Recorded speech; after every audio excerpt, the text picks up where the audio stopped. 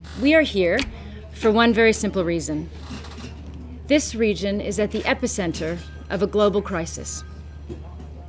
Nearly 60 million people are displaced from their homes. That is 1 in every 122 people on our planet. Our world has never been richer or healthier or more advanced, yet never before have so many people been dispossessed and stripped of their basic human rights. We should call this what it is.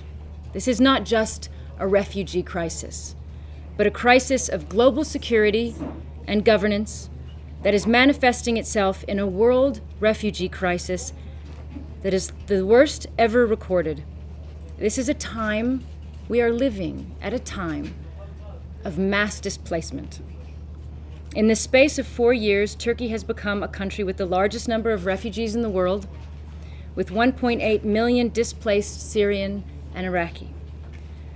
Lebanon, where I was yesterday, is hosting an even greater density of displaced people.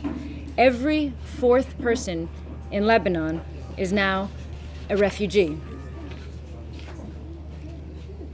People are running out of places to run to. If you are Iraqi or Syrian fleeing violence, where do you go? Every border country is being pushed to its limits. That is why we see so many people dying at sea. It is not a new trend. It is a result of those fleeing country after country and finding no safe place. These are not economic migrants looking for a better life. These are desperate refugees fleeing war and persecution. The average stay for a refugee in a protracted refugee situation is 25 years. So think of your own life. Think of what that would mean. For many, that is your entire childhood and beyond. During displacement, you might be able to get an education or continue your education, but very likely you will not. As a refugee, you cannot legally work in your host country, so your skills and your education will be dulled over those long years, and your much-needed contribution will be lost. As a refugee, you will learn how the world feels about you. You will know if your suffering causes outrage and compassion, or if it is mostly ignored.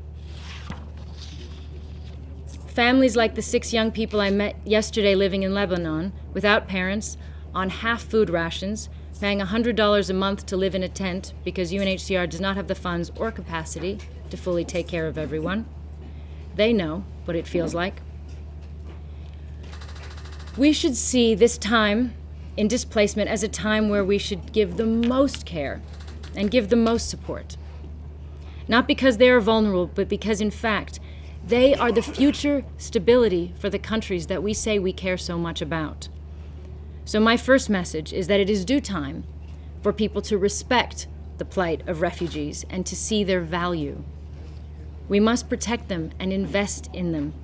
They are not a problem, they are a part of the solution to this global crisis. They are the potential for the rebuilding and restabilization of countries. And second, even more than this, I plead to the international community and leaders of the world to recognize what this moment in mass displacement means. This is not just another day. This World Refugee Day marks some frightening truths about our inability to manage international crises, about our inability to broker peace and find lasting solutions. Today, as the High Commissioner said, and as it happens every day, on average, last year, over 40,000 people will be forced to flee their homes. This will be the same tomorrow, and the next day, and every day after that, if this political inertia continues. It is hard, in fact, to point to a single instance where, as an international community, we are decisively addressing the root causes of refugee flows. Displacement is multiplying because wars don't end, and countries emerging from conflict don't get the support they need to recover and stabilize. We handle crises by discussing either boots on the ground or aid relief. The global crisis is showing us that this narrow view of dealing with conflict is wrong and it is ineffective.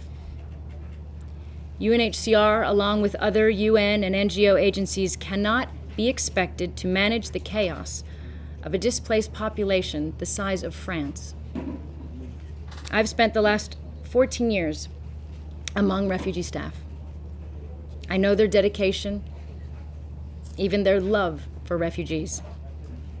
I have also seen them overwhelmed and emotional over the last few years. They and other UN agencies and NGOs are filling a gap left by the international community. We are past a breaking point. The answer to a world crisis is not how many financial appeals can be met, or in truth, by what percentage they can be met. And I'm, of course, very, very grateful to the funds that countries have contributed, even if they are not enough to meet all the needs. But I say to those countries, it is not your job to fund displacement, but to prevent it, to end it. Displacement at 60 million is a sign of our inability to work together as a community, to apply laws and use our collective institutions effectively, to live by our standards and to keep our word. There is an explosion of human suffering and displacement on a level that has never been seen before. It cannot be managed by aid relief. It must be managed by diplomacy and law. This is a central problem. We cannot pick and choose which human rights violations we will and will not tolerate. We have the tools we need, the resolutions, the doctrines, the conventions, the courts. But if these tools are misused, inconsistently applied, or applied in a self-serving way, we will continue on this trend of displacement, and it will grow and grow. It is inhumane to expect these families to tolerate this kind of life. We all know what needs to be done, and we must do better. And it is self-evident that we have to start with Syria. So I call again on the United Nations Security Council. Send your ministers and ambassadors here. Witness this crisis yourself. See that it can simply not go on, and that it is past time for a credible plan to reach a political solution and end this conflict. I thank the people of Turkey, of Iraq, of Jordan for their generosity. I thank all of the host countries in the world. And to all the families here and around the world marking this holy month, I say Ramadan Kareem, and I pay tribute to the refugees themselves, the people who we rightly celebrate today, not only here, but in Turkey and around the world. Thank you very much.